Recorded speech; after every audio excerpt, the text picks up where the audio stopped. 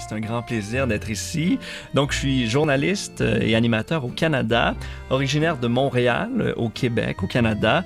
Mais depuis 4 ans, je vis à Toronto et je travaille pour TFO, qui est une télévision publique francophone en Ontario. Donc ça, c'est la province voisine du Québec. Et on connaît bien sûr les francophones du Québec, mais il y en a aussi à l'extérieur du Québec, 1 million, notamment en Ontario, ils sont 622 000. Et moi, mon travail, c'est de les servir en information. Vous êtes vous-même francophone, on l'entend très bien avec ce magnifique accent. Et nous présentons nos programmes, nous aussi, en français depuis 61 ans maintenant. Hein. Oui. Et selon vous, quelle est l'importance de la francophonie dans le monde? Mais la francophonie, évidemment, c'est une force extraordinaire. On le disait tantôt, 300 millions de personnes.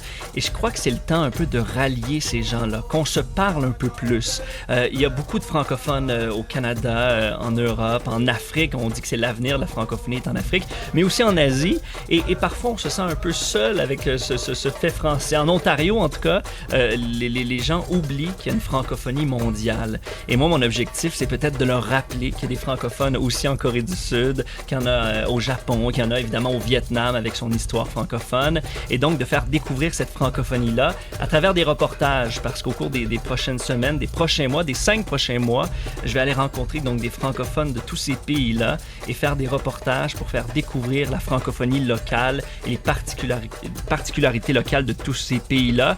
Et mon but, c'est de montrer justement comment on peut utiliser le français pour se faire des amis, hein, et enrichir nos vies. Parce que lorsqu'on rencontre quelqu'un qui parle français à Toronto, c'est ce que j'ai découvert, Toronto est une ville majoritairement anglophone, mais lorsque dans la rue, on rencontre quelqu'un qui parle français, il y a une magie, il y a quelque chose qui s'installe, parce que le français, c'est un peu moins commun à Toronto que l'anglais. Et c'est la même chose en Corée du Sud. Par hasard, hier, je suis entré dans une galerie d'art qui avait un nom francophone. Donc, je suis entré et j'ai rencontré donc un propriétaire de galerie qui était francophone, qui parlait très bien le français. Et donc, il y a une magie qui s'est installée tout de suite. Et il m'a permis de comprendre mieux Séoul, de comprendre mieux sa culture avec la langue française. Donc, mon objectif aussi, c'est de comprendre mieux le pays, les pays que je vais visiter. Et avec la langue française, permet de faire tomber la barrière linguistique parfois, là. C'est ça. Étienne, Oui. parce que vous êtes là aujourd'hui à la KBS, mais soyons honnêtes, est-ce que vous connaissiez notre radio avant de venir? Absolument. Bonne réponse. Oui. C'est bon. Parce que je suis depuis toujours un passionné de radio et donc de savoir, quand j'ai su il y a quelques années qu'il y avait une radio francophone qui faisait des émissions en français en Corée du Sud, j'étais fasciné et c'était mon rêve de venir vous visiter. Et aujourd'hui, donc, c'est la réalisation d'un rêve que d'être ici, d'être à KBS derrière le micro. Donc oui, je trouve que c'est une radio exceptionnelle avec des émissions politiques, hein, qui essaient de... On peut s'informer sur la relation de la Corée du Sud et la Corée du Nord. Vous êtes très près de vos auditeurs. Il y a vraiment un souci d'être proche de ces gens qui vous écoutent. Une radio très humaine.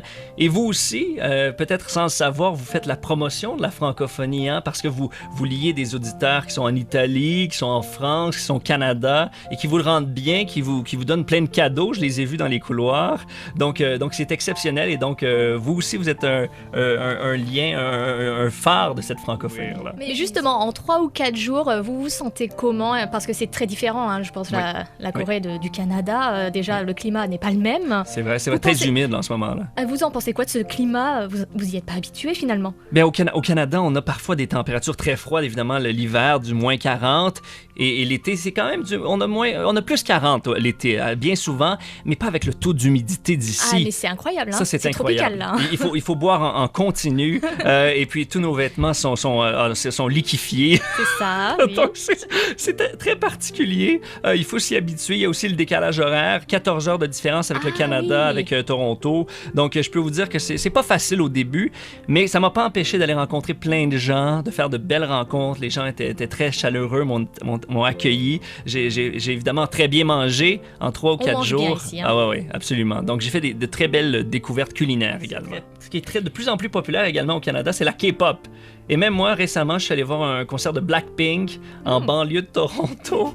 Donc, je peux vous dire que vos plus grands ambassadeurs, c'est évidemment la gastronomie coréenne et la K-pop. Oui, forcément. Qui fait découvrir la Corée, la Corée depuis de plus en plus là, au Canada. Donc, c'est connu. Et évidemment, vous avez 200 000 ambassadeurs également. Il y a 200 000 Coréens qui vivent au Canada, des expatriés. Donc, eux aussi, ce sont des très bons ambassadeurs.